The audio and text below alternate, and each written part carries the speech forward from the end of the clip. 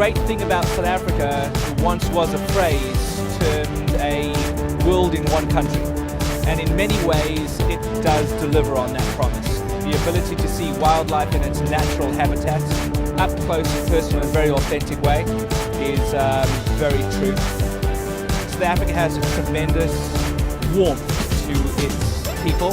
They embrace you in their culture, so great cultural experiences. And it really delivers from a food and wine perspective, which is a little known aspect of the country. Absolutely world class.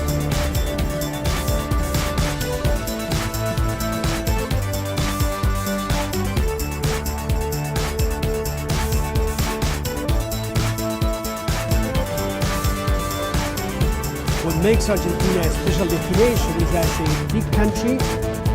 It has all types of different climates and tourist attractions. And it's good to travel to Argentina all year long. We have in the north this semi-tropical climate, and you can visit the Iguazu Falls. In the mountain, we have the wine region of Argentina and the south Patagonia. So you have many options, and of course Buenos Aires, which is the capital. Buenos Aires always has any kind of celebration, so it's always a good time to go.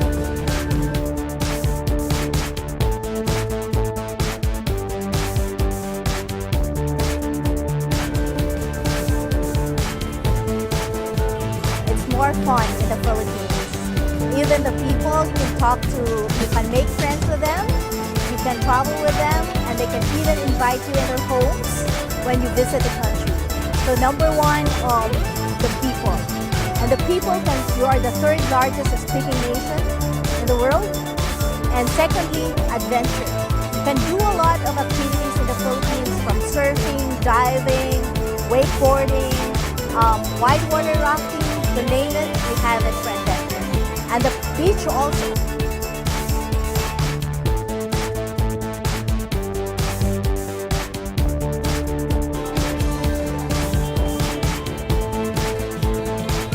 Czech Republic is really located in Central Europe, so it can be visited as a single destination, but you can also combine it with other destinations with neighboring countries, and I think this is great. It's a small country, so you can spend about a week there and you can pretty much see the whole country, which is great as well. We have 12 UNESCO World Heritage Sites. We have over 2,000 castles and chateaus, which is the highest number in the world, actually, per square kilometer. So it's the culture, architecture, and the history, certainly.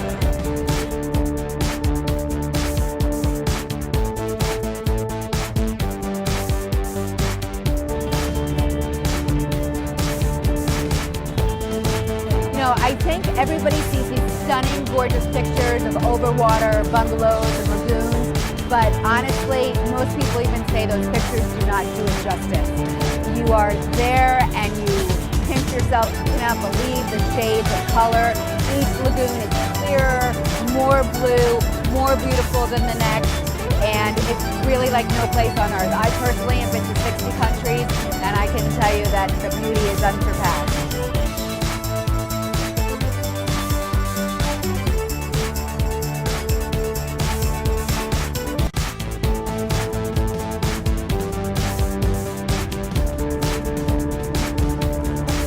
Zambia, and that is my country. It's a very, very special destination in that we own one of the 7 natural wonders of the world, and that's the Victoria Falls.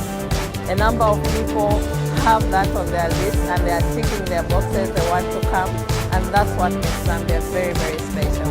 But also the fact that we continue to enjoy peace and we're a friendly country. So we believe that people must look up.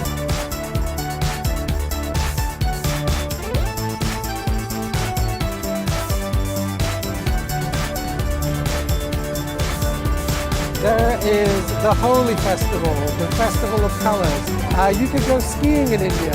You can stop at a red light in India and find an adventure waiting for you. You know, when was the last time you stopped at a red light and an elephant walked up beside you? When was the last time you drove down I-95 and saw 500 camels walking towards you down the freeway? It's just, you know, it's a great, amazing destination. It is an extremely wealthy place. not only financially, but in terms of culture, in terms of nature, spiritually, economically. It's just a vibrant place.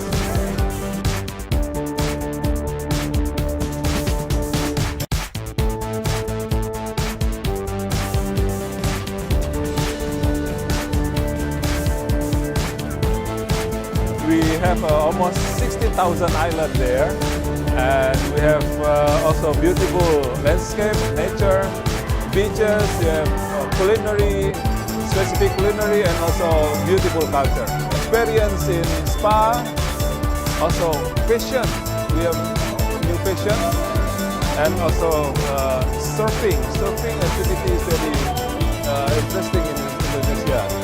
My favorite thing is culinary. See I love food.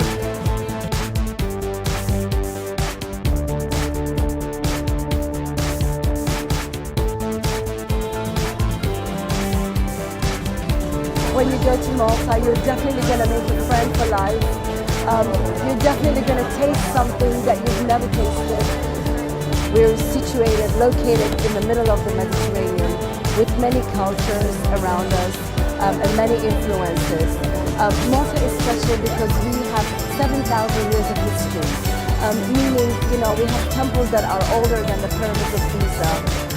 We have great influence from the Knights of St. John, the beautiful city of Valletta. And we're also blessed with the sun and sea.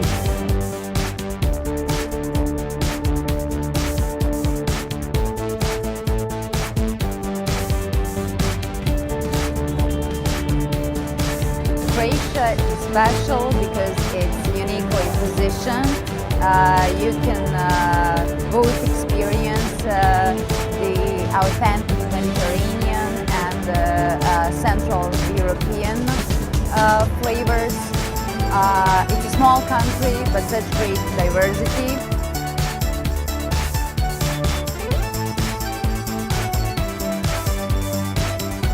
Literally all around Mexico and had the time of my life exploring this magical country. But Teotihuacan, the most famous archaeological site in all of Mexico that receives millions, the largest city in the pre-Columbian Americas, with a population estimated at 125,000 people or more, making it at least the 6th largest city in the world during that time. Not much is known about the mysterious past of Teotihuacan, but it's clear that this place held enormous political significance for the civilizations of those times and was also a place of religious ceremonies during which animals and people were sacrificed after they ceremoniously crossed this avenue of the dead. This place might not be as picturesque as some of the other cenotes, but it's certainly one of the best to go swimming at since it's Valladolid. But in the United States, by a crack in the area's crust and subsequent erosion by the Grijalva River, which still runs through it. So Medaro Canyon has vertical walls which reach as high as 1,000 meters and look out of this world beautiful when you take ever produced. Even though Palenque is by far the most well-researched of all the Maya cities, it is estimated that less than 10% of the total area of the city is explored, leaving more than 1,000 sculptures still covered by the dense jungle. Palenque is located in the state of Chiapas, relatively far away from any of its bigger cities.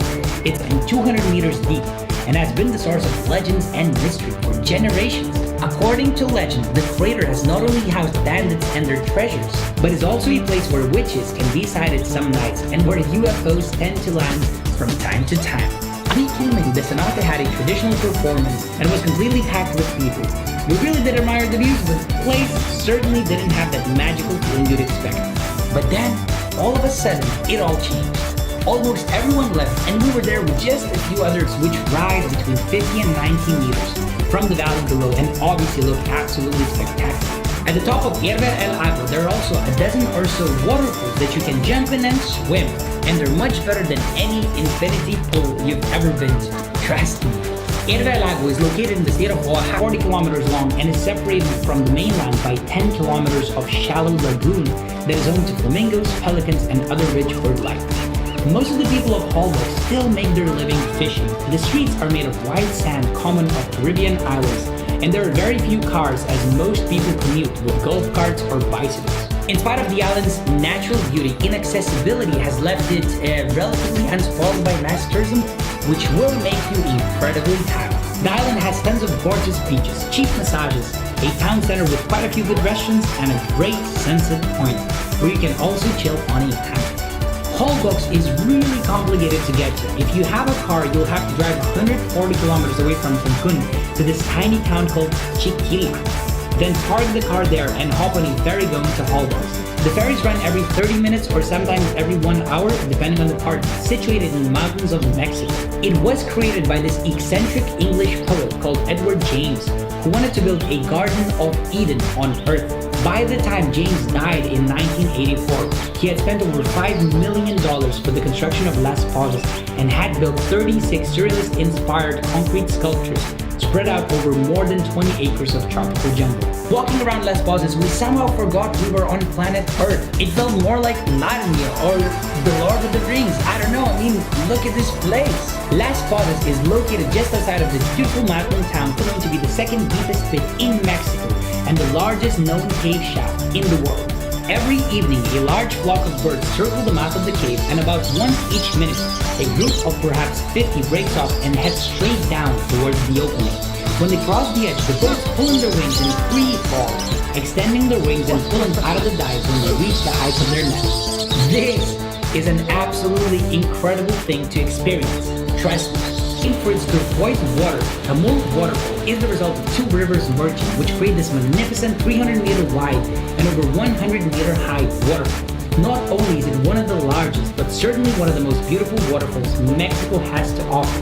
Water cascading down 100 meters when you're at the bottom of the waterfall and also see the whole thing from up above. Both views will certainly take your breath away. Most importantly, when we were there, we encountered absolutely no tourists. And even though I know that, putting this waterfall